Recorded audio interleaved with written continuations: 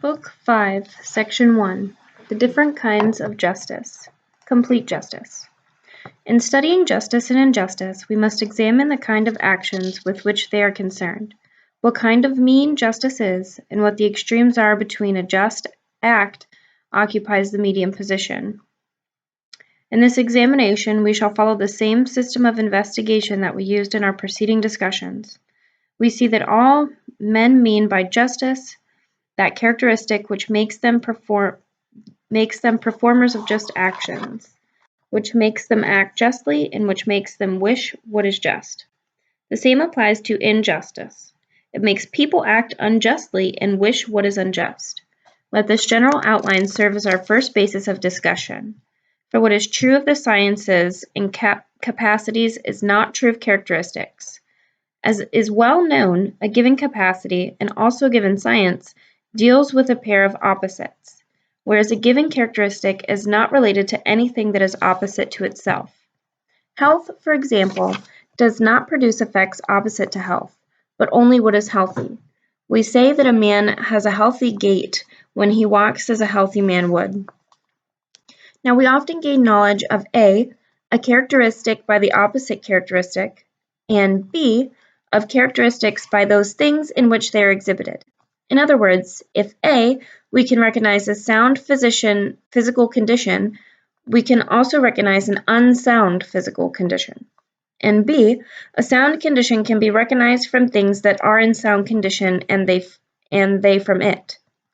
If, for example, firmness of flesh constitutes a sound physical condition, it necessarily follows A, that an unsound physical condition consists in flabbiness of the flesh, and B, that which produces a sound physical condition causes firmness in the flesh. It follows as a general rule, to which there are exceptions, however, that if one term in a pair of opposites is used in more senses than one, the other term also will be used in more than one sense. For example, if just is used in more senses than one, unjust will likewise have several senses. Now, justice and injustice seem to be used in more than one sense. But because their different meanings are very close to one another, the ambiguity escapes notice and is less obvious than it is when the meanings are far apart. As it is, for example, if there is a great difference in external appearance, thus the word "clice" is used ambiguously both of the collarbone beneath the neck of an animal and of the key with which we lock a door. Let us then take the various senses in which we speak of an unjust man. We regard as unjust both a lawbreaker and also a man who is unfair and takes more than his share. So then obviously a law-abiding and fair man will be just. Consequently, just is what is lawful and fair, and unjust is what is unlawful and unfair. Since an unjust man is one who takes more than his share, he will be concerned with good things. Not all good things, but only those which are involved in a good and bad fortune. These are things which are always good in an unqualified sense, but which are not always good for a particular person. These are the things that men pray for and pursue, although they ought not to do so. They should rather pray that the things which are good in an unqualified sense may also be good for them, and they should choose what is good for them. An unjust man does not always choose the larger share. When the choice is between things which are without qualification bad, he chooses the smaller. However, since the lesser evil seems in a sense to be good, and since taking a larger share means taking a larger share of the good, he seems to be a self-aggrandizer.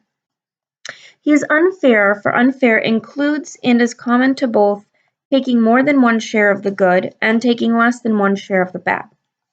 Since a lawbreaker is, as we saw, unjust and law-abiding man just, it is obvious that everything lawful is in a sense just. For lawful is what the art of legislation has defined as such, and we will call each particular enactment just. The laws make pronouncements on every sphere of life, and their aim is to secure either the common good of all or of the best, or the good of those who hold power either because of their excellence or on some other basis of this sort. Accordingly, in one sense, we call those things just, which produce and preserve happiness for the social and political community. The law enjoins us to fulfill our function as brave men, not to abandon our posts, not to flee, and not to throw away our arms. As the self-controlled men, e.g., not to commit adultery or outrage, as a gentleman, e.g., not to strike or defame anyone, and similarly with the other kinds of virtue and wickedness. It commands some things and forbids others, and it does so correctly when it is framed correctly, and not so well if it was drawn up in haste. Thus, this kind of justice is complete virtue or excellence, not in an unqualified sense, but in relation to our fellow men. And for that reason, justice is regarded as the highest of all virtues, more admirable than morning star and evening star. And as a proverb has it, in justice every virtue is summed up. It is the complete virtue and excellence in the fullest sense because it is the practice of a complete virtue. It is complete because he who possesses it can make use of his virtue, not only by himself, but also in his relations with his fellow men. For there are many people who can make use of their virtue in their own affairs, but who are incapable of using it in their relations with others. Therefore, the saying of Bias seems to be apt that ruling will show the man, for being a ruler already implies acting in relation to one's fellow men and within society. For the very same reason, justice alone of all the virtues is thought to be the good of another, because it is a relation to our fellow men and that it does what is of advantage to others, either to a ruler or to a fellow member of society. Now, the worst man is he who practices wickedness toward himself as well as his friends, but the best man is not the one who practices virtue toward himself, but who practices it towards others, for that is a hard thing to achieve. Justice in this sense, then, is not part of a virtue, but the whole of excellence or virtue, and the injustice opposed to it is not part of the vice, but the whole of vice. The difference between virtue and justice in this sense is clear from what we have said. They are the same thing, but what they are in terms of their definition is not the same. Insofar as it is exhibited in relation to others, it is justice, but insofar as it is simply a characteristic of this kind, it is virtue. Section 2. Partial justice, just action as distribution and as rectification. What we are investigating, however, is justice as a part of virtue. For we assert there is such a thing as justice in this sense, as there is also injustice in this particular sense. An indication of its existence is this. In every other kind of wickedness, the man who practices it does wrong without getting a larger share. If, for example, he throws away his shield through cowardice, or slanders another in bad temper, or refuses to give financial assistance because of his stinginess. But when he does get too large a share, it is frequently not in terms of any of these vices, nor even in terms of all of them. But it certainly is in terms of some sort of baseness, for we blame him, and in his terms of injustice. There exists, consequently, some other kind of injustice as a part of the injustice that comprises the whole of vice, and there is a sense in which we speak of unjust, to express part of the unjust in the wider sense of contrary to the law. Moreover, if one man commits adultery for profit and makes money on it, while another does it at the prompting of appetite and spends and thus loses money on it, the latter would seem to be self-indulgent rather than grasping for a larger share, while the former is unjust but not self-indulgent, and obviously so because he makes a profit by it. Further, we usually ascribe all other offenses to some particular wickedness, e.g., adultery to self-indulgence, deserting a comrade in arms to cowardice, and assault to anger. But making unjust profit is not ascribed to any wickedness other than injustice. It is therefore apparent that there exists, apart from the injustice that comprises the whole of vice, another partial kind of injustice, which shares the name and nature of the first, that is, in its definition, falls within the same genus. The capacity of both is revealed in our relations with others, but while the sphere of the former is everything that is the concern of a morally good man, the latter deals with honor, material goods, security, or whatever single term we can find to express all these collectively, and its motive is the pleasure that comes from profit. It is accordingly clear that there is more than one kind of justice, and that there exists a justice distinct from that which comprises the whole of virtue. We must now take up the problem of what it is and what qualities it has. We drew a distinction between unjust in the sense of unlawful and in the sense of unfair, and between just in the sense of lawful and in the sense of fair. Now, the injustice we discussed above corresponds to the sense of unlawful, but unfair and unlawful are not identical but distinct and related to one another as the part is related to the whole. For everything unfair is unlawful, but not everything unlawful is unfair. Therefore, the unjust and injustice in the partial sense too are distinct from the unjust and injustice in the complete sense. For the partial kind of injustice is part of complete justice, and similarly partial justice is part of complete justice.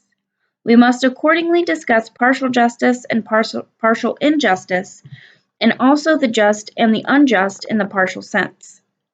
So let us dismiss that justice, which is coextensive with the whole of a virtue, as well as its corresponding injustice, as the one consists in the exercise of the whole of virtue in our relations with our fellow men, and the other in the exercise of the whole of vice. Likewise, it is clear how we must determine the terms just and unjust which correspond to them. For the great majority of lawful acts are ordinances which are based on virtue as a whole. The law commands to live in a conformity with every virtue and forbids to live in conformity with any wickedness. What produces virtue entire are those lawful measures which are enacted for education in citizenship. We must determine later whether the education of the individual as such, which makes a person good simply as a man, is part of politics or of some other science. For being a good man is perhaps not the same as being a good citizen of some particular kind of state, whatever it may be. One form of partial justice, and of what is just in this sense, is found in the distribution of honors, of material goods, or of anything else that can be divided among those who have share in the political system.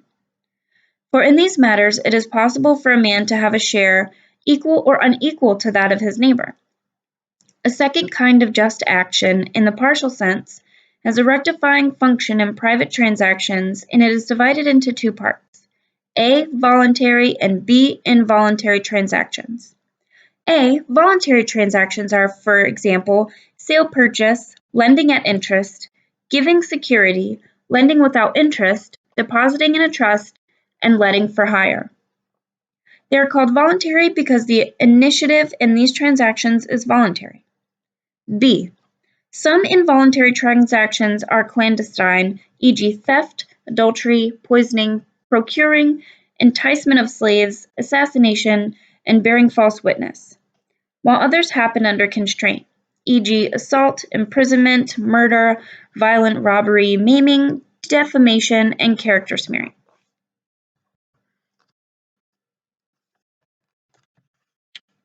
Page is stuck. Okay. Section 3. Just actions as fairness and distribution. Since an unjust man and an unjust act are unfair or unequal, it is obvious that there exists also a median term between the two extremes of inequality. This is the fair or equal. For any action that admits of a more and a less also admits of an equal. Now, if the unjust is unequal, the just must be equal, and that is in fact what everyone believes without argument. Since the equal is a median, the just too will be a median. Now the equal involves at least two terms.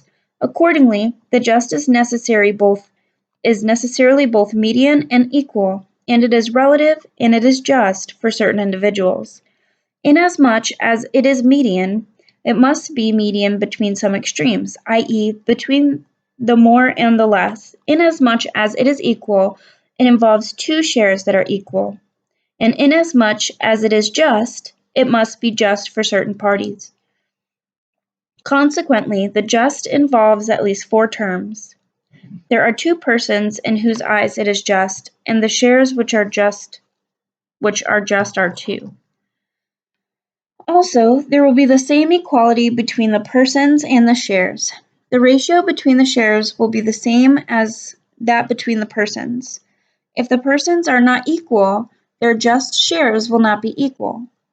But this is the source of quarrels and recriminations, when equals have and are awarded unequal shares, or unequals equal shares. The truth of this is further illustrated by the principle, to teach according to his deserts.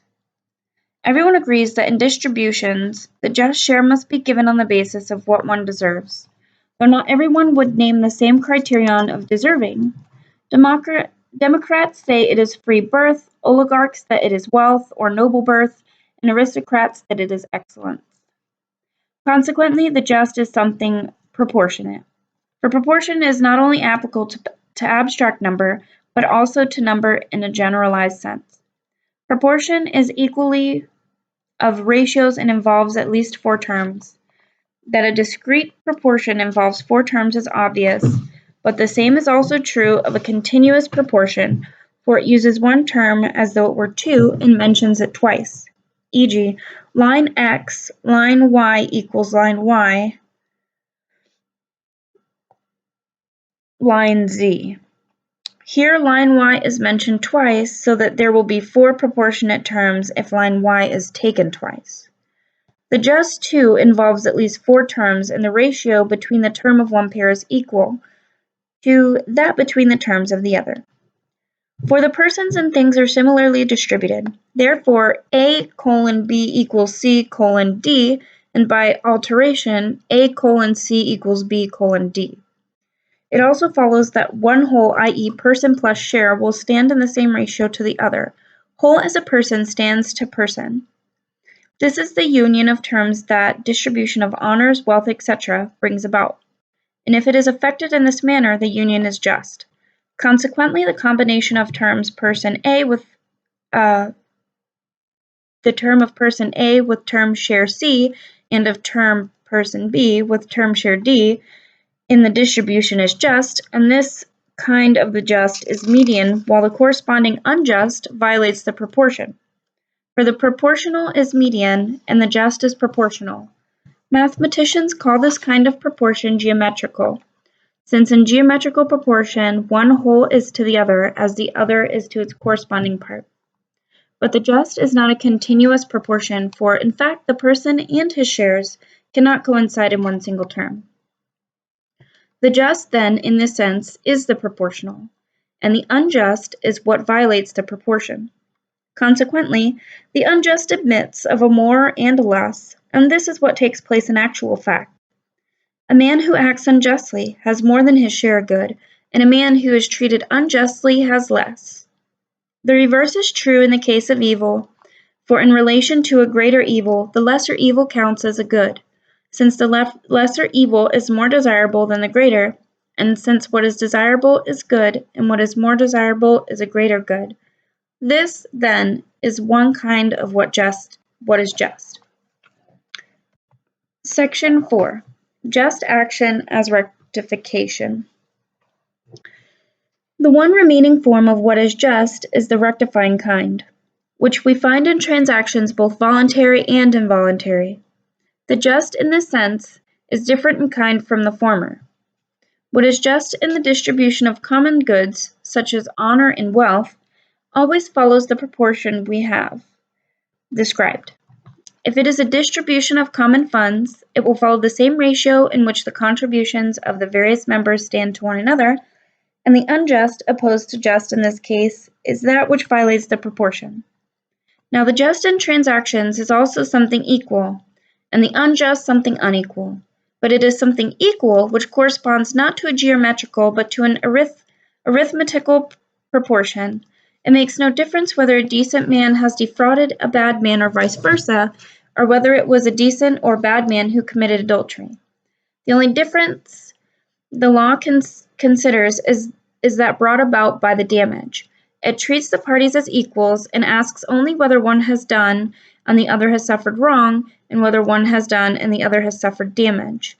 As the unjust in this sense is inequality, the judge tries to restore the equilibrium when one man has inflicted and another received a wound, or when one man has killed and the other has been killed. The doing and suffering are unequally divided. By inflicting a loss on the offender, the judge tries to take away his gain and restore the equilibrium.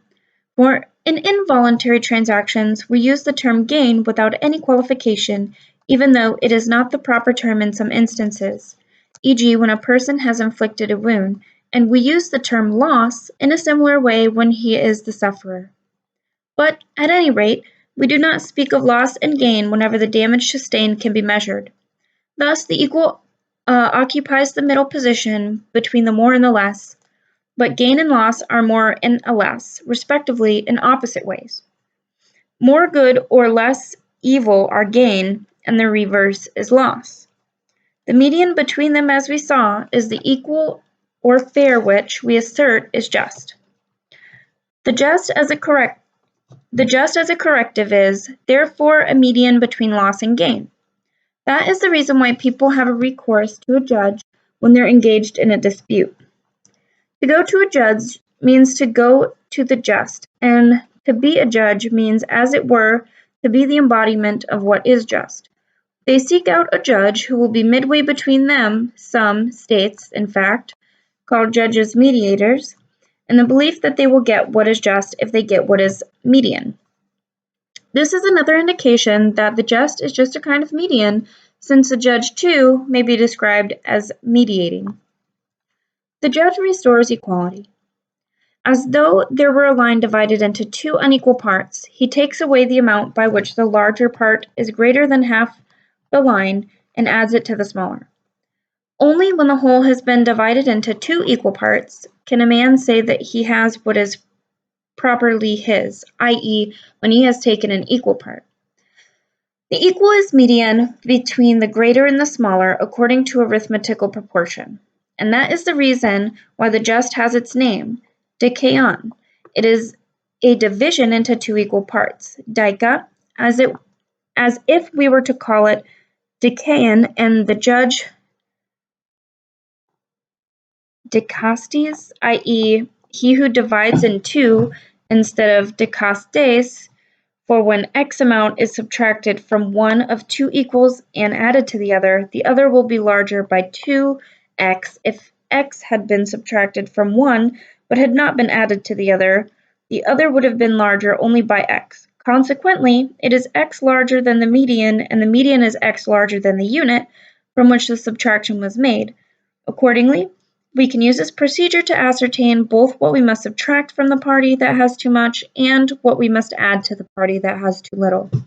We must add to the party that has too little that amount by which the median is larger and subtract from the greatest the amount by which the median is smaller.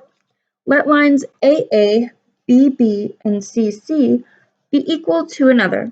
Subtract AE from AA and add it to CC as DC so that the whole line DCCC is larger than EA by DC plus CF. DCC is therefore then BB by DC. The term loss and gain we have been using come from voluntary exchange. To possess more than what was one's own previous is called making a gain, and to have less than one started out with is called incurring a loss, e.g., in buying, selling, and all other transactions in which the law permits to the agent freedom of action. But when neither party has more or less, but exactly what they contributed to the transaction, they say that they have their own without loss and without gain. In the same way, the just in involuntary transactions occupies the medium between a gain and a loss. It is to have an equal amount both before and after the transactions. Section 5. Just action as reciprocity in the economic life of the state. Some believe with the Pythagoreans that the just in the qualified sense is reciprocity. For the Pythagoreans used to define the just without any qualification as suffering that which one has done to another. Now, reciprocity responds neither to just action as distribution, nor to just action as rectification. And yet people interpret even Rhadamanthys' rule of the just in this sense: if he suffers what he committed, then justice will be straight. For there are many cases in which reciprocity and the just are not identical, e.g., if a magistrate while in office strikes a man, he should not be struck in return, and if someone strikes a magistrate, he should not only be struck in return, but should in addition be punished. Moreover, there is a great difference between voluntary and involuntary action. But in associates that are based on mutual exchange, the just in this sense constitutes the bond that holds the association together, that is, reciprocity in terms of a proportion and not in terms of exact equality in the return.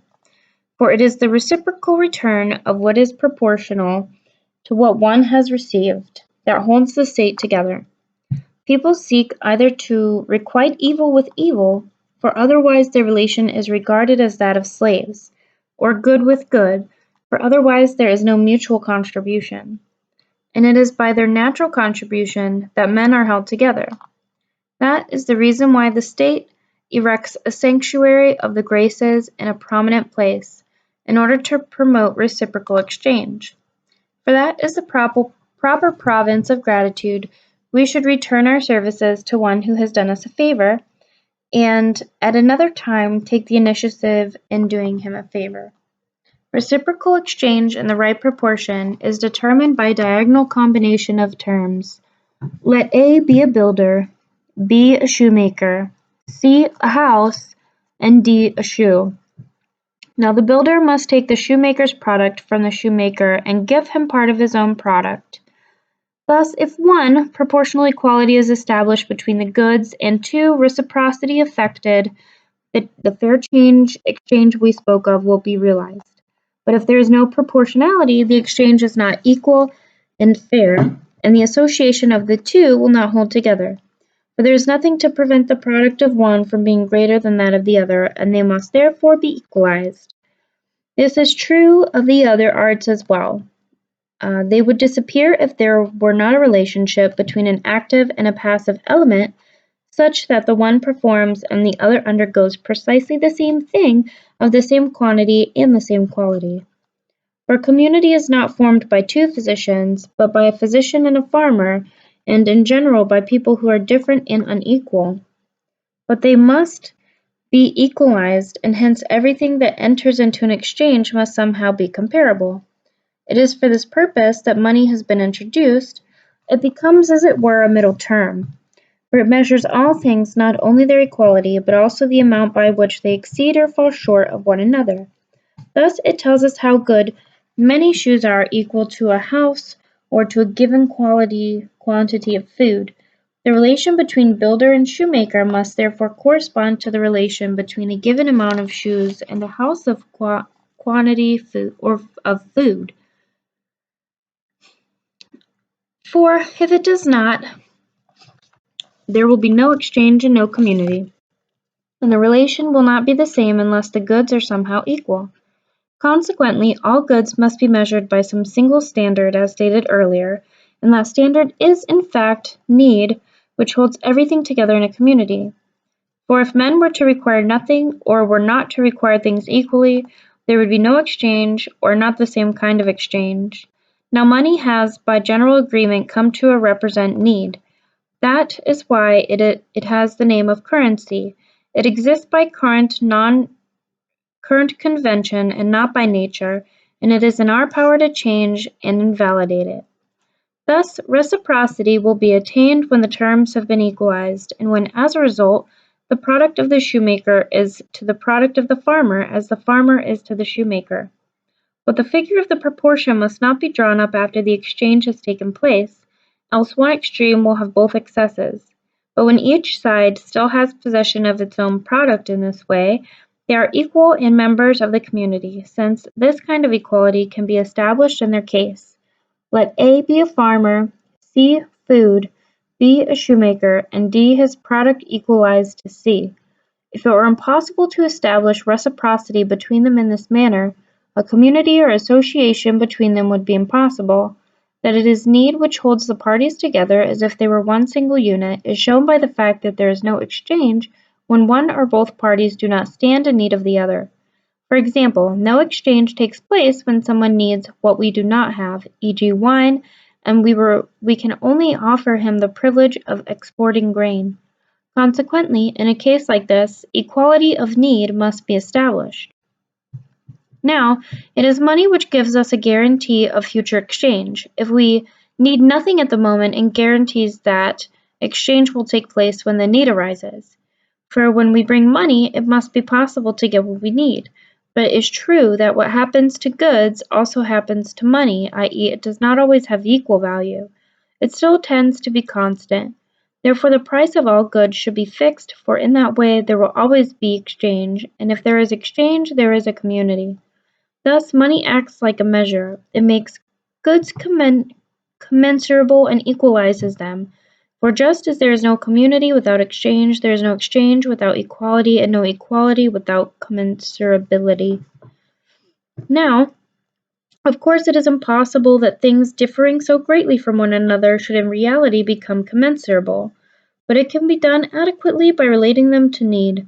Accordingly, there must be some unit, and it must be established by arbitrary usage, hence the name currency. This unit makes everything commensurable, for everything is measured by money. Let A be a house, B 10 minae, and C a bed. If the house is worth 5 minae or equal to the 5 minae, A equals B divided by 2. The bed C, if its value is 1 mina, it is B divided by 10. It is therefore obviously how many beds are equal to one house, namely 5. Clearly, this is the way in which exchange took place before the existence of money, for it makes no difference whether 5 beds or the money value of 5 beds is the equivalent of a house. We have discussed that the unjust is and what the unjust is. We've discussed what the unjust is and what the just is. Now that they have been differentiated from one another, it is clear that just action is medium between acting unjustly and suffering unjustly. The one is having too much and the other is having too little. Justice is a sort of mean, not in the same way as the other virtues are, but in that it is realized in a median amount, while injustice belongs to the extremes.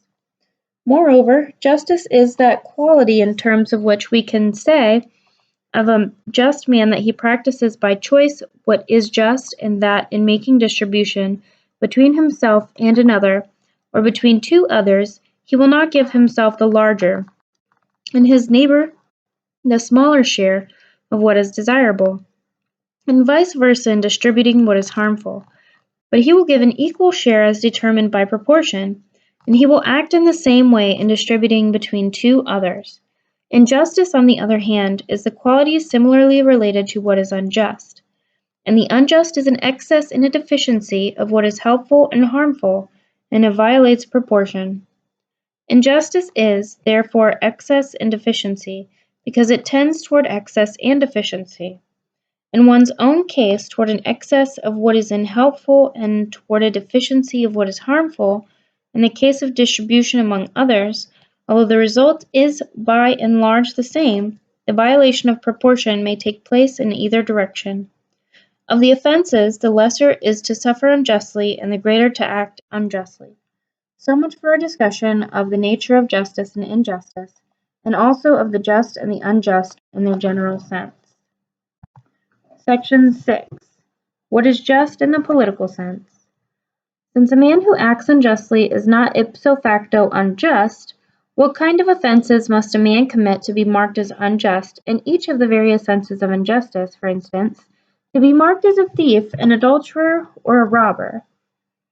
Certainly, the fact that the offense has been committed does not make any difference. A man might have a sexual intercourse with a woman knowing who she is, but the motive that initiated the act might be emotion and not choice. He acts unjustly, but he is not unjust. In other words, a man may have stolen but not be a thief, and he may have committed adultery, but not be a habitual adulterer, and so forth. We stated earlier the relation between reciprocity and the just. But we must not forget that we're looking both for what is just in an unqualified sense and for what is just in social and political matters. The just in political matters is found among men who share a common life in order that their association bring them self-sufficiency, and who are free and equal either proportionately or arithmetically. Hence, in a society where this is not the case, there is nothing just in the political sense in the relations of the various members to one another, but there is only something which bears a resemblance to what is just.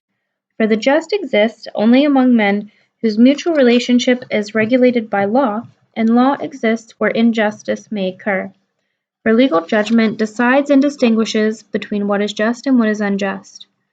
Where there is injustice, there is also unjust action, although unjust action does not always imply that there is injustice. And unjust action means to assign to oneself too much of things intrinsically good and too little of things intrinsically evil. That is why we do not allow the rule of a man, but the rule of reason, because a man takes too large a share for himself and becomes a tyrant. A true ruler, however, is the guardian of what is just, and as such he is also the guardian of equality and fairness.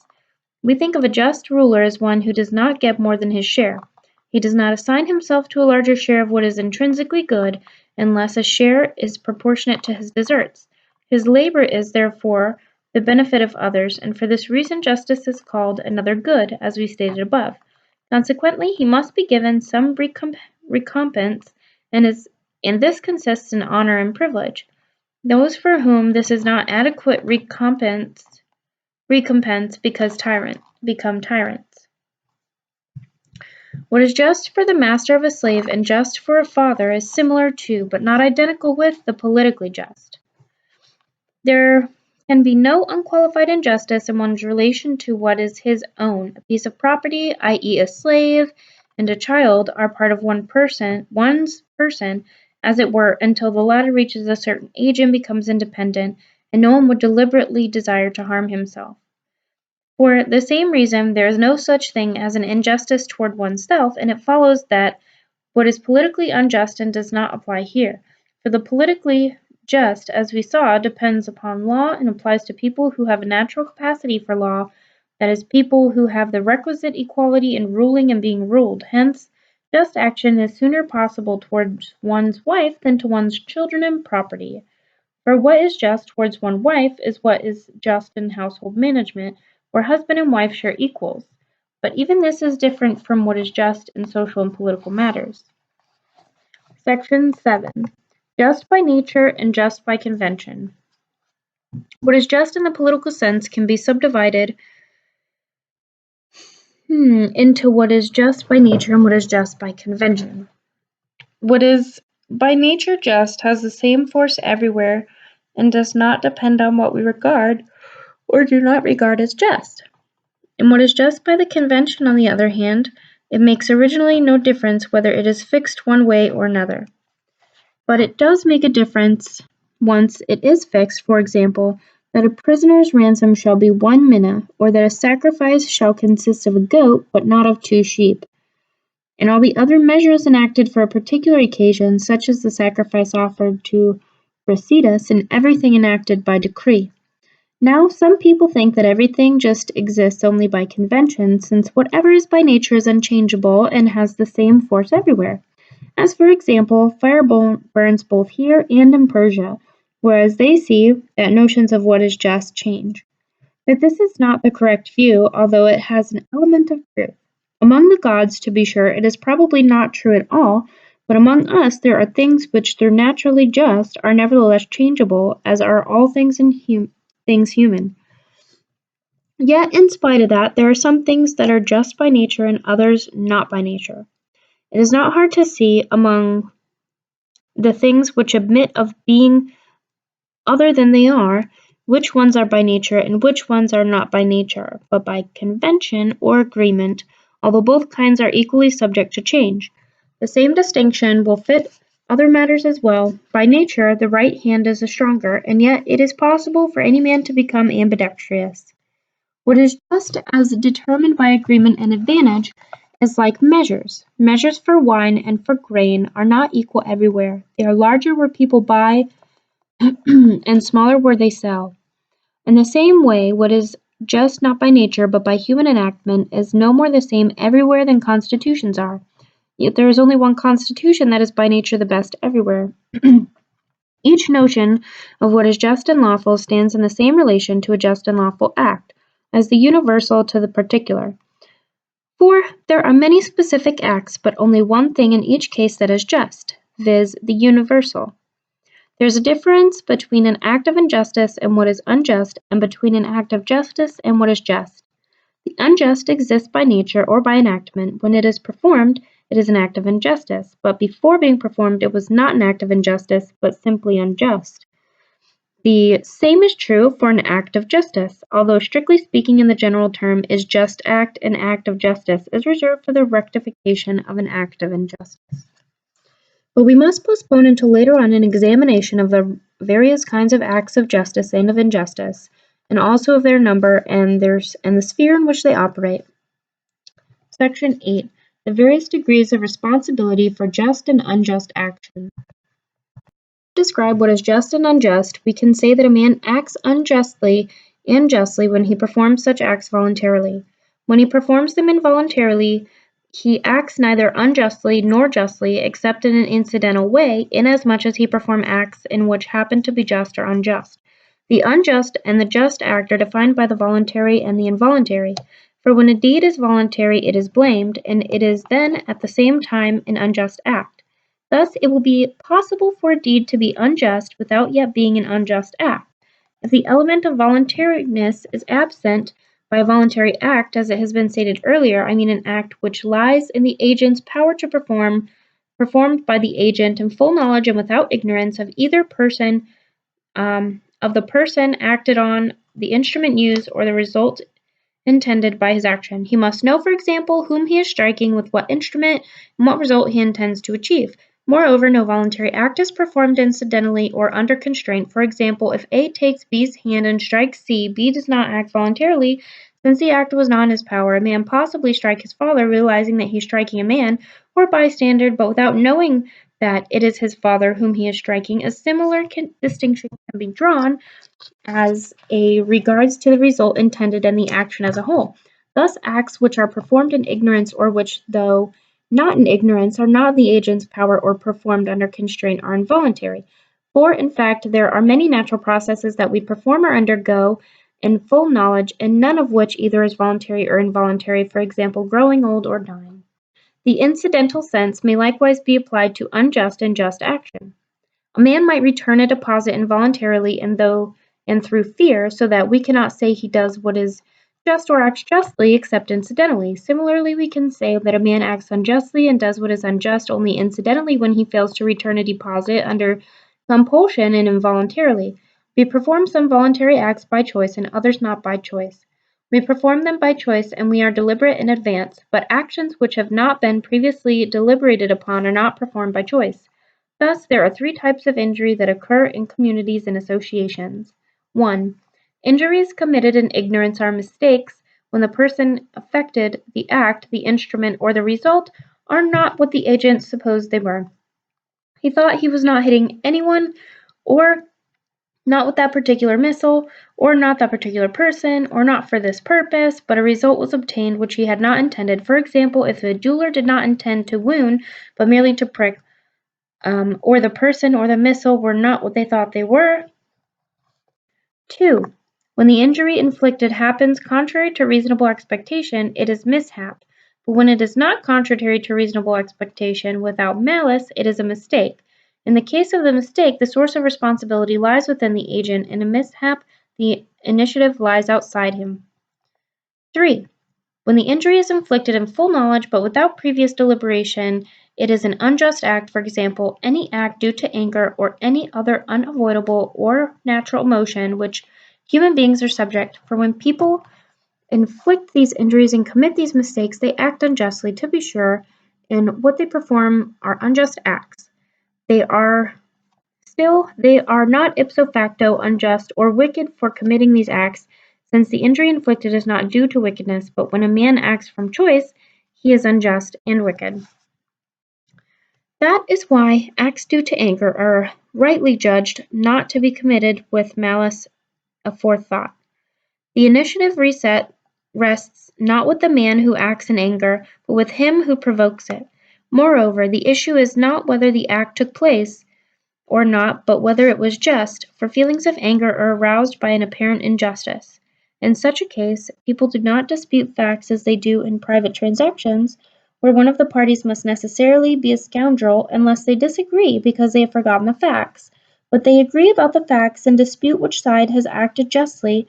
A man who has deliberately inflicted an injury is well aware that he has done so that one party thinks he's been wronged while the other denies it.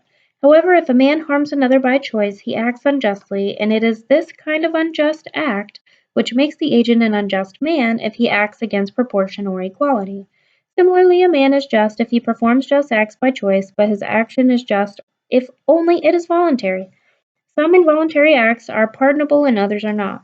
Wrongs which are not only performed in ignorance, but actually due to ignorance, are pardonable, but they are not pardonable if, although done in ignorance, they are due not to ignorance, but to some emotion which is neither natural nor typical of men. Section 9. Voluntariness and involuntariness in just and unjust action and suffering. But the problem remains whether we have drawn our distinctions in the matter of acting and suffering unjustly with sufficient stringency.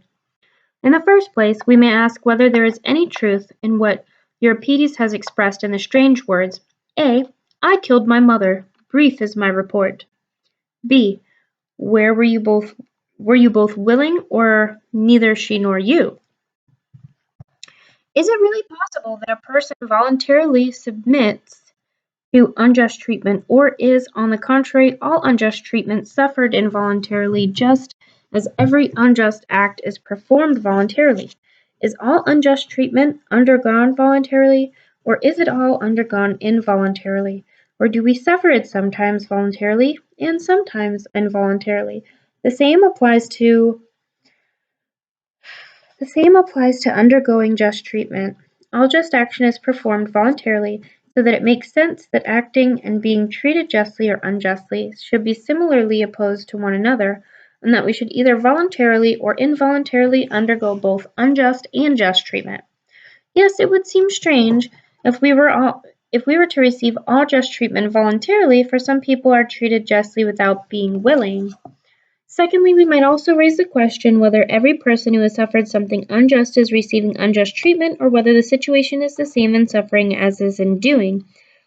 For it is possible to participate in a just act incidentally, whether as doer or recipient, and the same is obvious also true of an unjust act. Doing unjust things is not the same as acting unjustly, and suffering something unjust is not the same as receiving unjust treatment, and the same applies to acting justly and receiving just treatment. It is impossible to receive unjust treatment unless someone acts unjustly, or to receive just treatment unless someone acts justly. But if acting unjustly in its widest sense means to harm a person voluntarily, whereas voluntarily means knowing the person affected, the instrument, and the manner of acting, and if a morally weak man voluntarily harms himself, it would follow that he suffers unjust treatment voluntarily, and that it is possible for a man to act unjustly toward himself. Here we have one more problem, namely, whether it is possible to act unjustly towards oneself. Moreover, moral weakness might make a man voluntarily submit to harm inflicted by another person acting voluntarily, with the result that it would be possible to receive unjust treatment voluntarily. Surely, our definition of acting unjustly is not correct. To harming a person, knowing the person affected, the instrument, and the manner of acting. We must add, against that person's wish.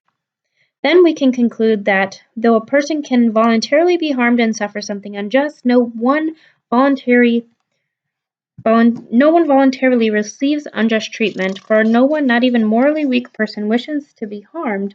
A morally weak man acts contrary to his wish, for no one wishes something that he does not believe to be morally good, yet a morally weak man does what he believes he ought not to do. But when a man gives away what is his, as Homer says Glaucus gave to Diomedes armor of gold for bronze for 9 oxen's worth, the worth of 100. He does not receive unjust treatment, for while it is in his power to give, it is not in his power to receive unjust treatment, for that there must be someone to treat him unjustly. Thus it is clear that one cannot receive unjust treatment voluntarily. There still remains 2 points that we intended to discuss. 1. Can it ever happen that, when an unduly large share is distributed, the unjust act is committed by the person who distributes, or is it always the person who acquires it? And 2. Is it possible to act unjustly toward oneself? If it is possible to answer the first of these questions in the affirmative, that is to say, if the man who distributes and not the man who acquires too large a share acts unjustly, it follows that a person who knowingly and voluntarily assigns to someone else a larger share to himself acts unjustly toward himself. Moderate people are thought to act this way, for a decent man takes less than his share, but even this statement needs some qualification, for such a man may obtain more than his share of some other good thing, for example, glory or something intrinsically noble, i.e., goodness. Moreover, this problem is solved by reference to our definition of acting unjustly. A man who takes less than his share suffers nothing against his wish, so that he receives no unjust treatment, at least not because he takes the smaller share, but if at all, only because he suffers harm. It is evident also that the man who distributes, and not always he who acquires too large a share, acts unjustly. It is not the person who has the unjust share in his possessions who acts unjustly, but the one who performs such an act voluntarily, and that is the person whom rests the initiative of the action. Now, the initiative rests with the distributor and not with the recipient. Furthermore, the word do is used in many senses. It is possible to speak of an inanimate object as committing murder, or of a hand, or of a servant who does his master's bidding. In such a case, no one acts unjustly by choice, though an unjust act is done. Again, if a judge passes judgment in ignorance of a material detail, he does not act unjustly as defined by the law, and his decision is not unjust in this sense, although it is under another sense. For what is just in the sight of the law is not the same as what is just in the primary sense. But if he passed an unjust judgment knowingly, he too takes more than his share, either of favor for one party or of revenge against the other. Thus a man who has passed unjust judgment for reasons of favoritism or revenge gets too large a share, just as much as if he were to share the proceeds of an unjust action. And that is in fact the case if in awarding land unjustly his own share is not land but money. Men believe that it is in their power to act unjustly, and that it is therefore easy to be unjust. But that is not so. To have intercourse with a neighbor's wife, to strike a bystander, or to slip money into someone's hand is easy and in our power, but to do so as a result of basic attitude or characteristic is neither easy nor in our power. Similarly, people think it does not take much wisdom to know what is just and what is unjust, because it is not hard to understand the matters in which the laws deal. But these things are not just except incidentally. No, to know how an act must be performed and how a distribution must be made in order to be just is a harder task than to know what makes men healthy. For in this field also it is easy to know what honey, wine, hellebore, cautery, and surgery are, but to know how to administer them to whom and when in order to make the patient healthy is a great task as to be a physician. For that very reason, people believe that a just man can also act unjustly, no less than an unjust man, because a just man should be not less but more capable of committing either just or unjust acts. For he might have intercourse with a woman or strike another person, and brave a man might throw away his shield, turn around, and run in any direction. However, being a coward and acting unjustly does not consist in doing these things, except incidentally, but in doing them as a result of basic attitude or a characteristic, just as being a physician and curing one's patient does not consist in performing or not performing an operation, or in administering or not administering drugs, but in doing so in a certain way, i.e., in the way a physician does in virtue of his knowledge of medicine. Just action is possible between two people who share in things intrinsically good, and who can have an excess and a deficiency of them. For there are some beings, including no doubt the gods, who cannot have too much of these goods. There are others, the incurably bad, to whom not even the slightest share of good things would be beneficial, but whom any of these would harm. And there are others for whom things intrinsically good are beneficial up to a certain point, and this is the case of mankind. Section 10. Equity and the equitable. The next subject we have to discuss is equity and the equitable, the relation of equity to justice, and of the equitable to what is just. For on examination, they appear to be neither absolutely identical nor generically different. Sometimes we go so far in praising a thing or a man equitable that we use the word in an extended sense as a general term for praise or for things in place of good, and really mean better when we say more equitable. But at other times, when we follow the logical consequences, it appears odd that the equitable should be distinct from the just and yet deserve praise. The two terms are different, then either the just is not of great moral value or the equitable is not just. If both are of great moral value, then they are the same. These, then, are roughly the reasons why a problem about the equitable has arisen. All our points are in a sense correct, and there is no inconsistency, for the equitable is just despite the fact that it is better than the just in one sense. But it is not better than the just in the sense of being generically different from it. This means that just and equitable are good, or fact this means that just and equitable are in fact identical in genus, and although both are morally good, the equitable is the better of the two. What causes the problem is that the equitable is not just in the legal sense of just, but as a corrective of what is legally just. The reason is that all law is universal, but there are some things about which it is not possible to speak correctly in universal terms. Now, in situations where it is necessary to speak in universal terms, but impossible to do so correctly, the law takes the majority of cases, fully realizing in what respect it misses the mark. The law itself is none the less correct, for the mistake lies neither in the law nor in the lawgiver, but in the nature of the case.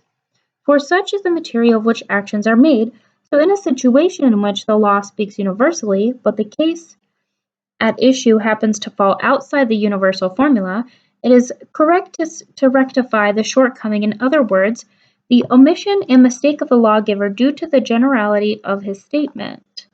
Such a rectification corresponds to what the lawgiver himself would have said if he were present, and what he would have enacted if he had known of this particular case. That is why the equitable is both just and also better than the just in one sense. It is not better than the just in general, but better than the mistake due to the generality of the law, and this is the very nature of the equitable, a rectification of a law where law falls short by reason of its universality. This is also reason why not all things are determined by law. There are some things about which it is impossible to enact a law, so that a special decree is required. For where a thing is indefinite, the rule by which it is measured is also indefinite, as is for example the lead-in rule used in lesbian construction work. Just as this rule is not rigid, but shifts with the contour of the stone, so a decree is adapted to a given situation. Thus it is clear what the equitable is, that it is just, and better than just in one sense of the term. We see from this, too, what an equitable man is. A man is equitable who chooses and performs acts of this sort, who is no stickler for justice in a bad sense, but is satisfied with less than his share, even though he has the law on his side. Such a characteristic is equity. It is a kind of justice, and not a characteristic different from justice. Section 11. Is it possible to be unjust toward one's self? The preceding discussion has clarified the problem whether or not it is possible to act unjustly towards oneself. 1. One class of just acts is that which is ordinated by the law in conformity with virtue as a whole. For example, the law does not enjoin suicide, and what it does not enjoin, for it bids. Moreover, when a man voluntarily, that is to say, in full knowledge of the person affected and the instrument used, harms another, not in retaliation, in violation of the law, he acts unjustly. Now, when a person kills himself in a fit of anger, he acts voluntarily in violation of right reason, and that the law does not permit, consequently he acts unjustly. But toward whom? Surely toward the state, not toward himself, for he suffers voluntarily, but no one voluntarily accepts unjust treatment, that is also the reason why the state exacts a penalty, and some dishonor is imposed upon a man who has taken his own life on the grounds that he has acted unjustly toward the state. 2. Furthermore, in those unjust acts which only make the offender unjust and not completely wicked, it is impossible to act unjustly toward oneself. This case is different from the former. In one sense, an unjust man is wicked, almost in the same way in which a coward is wicked, that is, not in the same sense of being completely wicked. Hence, he is not unjust in the sense of complete wickedness. For if it were possible to be unjust to oneself, that would imply that the same thing can be added to and taken away from the same person at the same time, but that is impossible. The just and the unjust always necessarily imply more than one person, moreover. B. An unjust act is performed voluntarily by choice and prior to the injury suffered. We do not regard as acting unjustly a man who requites the injury he has suffered. But when a man injures himself, he acts and suffers at the same time. Again, C. If a man could act unjustly toward himself, it would be possible to be treated unjustly voluntarily. In addition, D. No one acts unjustly without committing some unjust action in the partial sense, but no one can commit adultery with his own wife or commit burglary in his own home or steal his own property. Finally, E. The problem of being unjust to oneself also receives a general solution of our definition, dealing with the possibility of suffering unjust treatment voluntarily. It is further evident that both acting and being treated justly are evils, the one who is to have less and the other to have more than the median share, which corresponds to what is healthy in a medicine and what brings well-being in physical training, and yet to act unjustly is the greater evil. Since acting unjustly involves vice and deserves blame, vice in the most complete and general sense, or nearly so, for not every unjust act voluntarily committed involves injustice. Suffering unjust treatment, on the other hand, does not imply vice or injustice. Thus, taken by oneself, suffering unjust treatment is less bad, but that does not mean that it may not incidentally be a greater evil. But that is of no concern to the practical art of politics. The art of medicine calls pleurisy a more serious disorder than tripping, and yet the reverse may be true.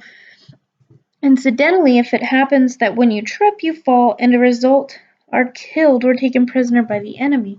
Although a man cannot be unjust toward himself, there is an extended sense of the word just based upon similarity, which applies not to a man's relation to himself, but to that between different parts of himself. This does not involve the just in every sense of the word, but only in the sense in which it regulates the relation between master and slave, and between the head of household and its members.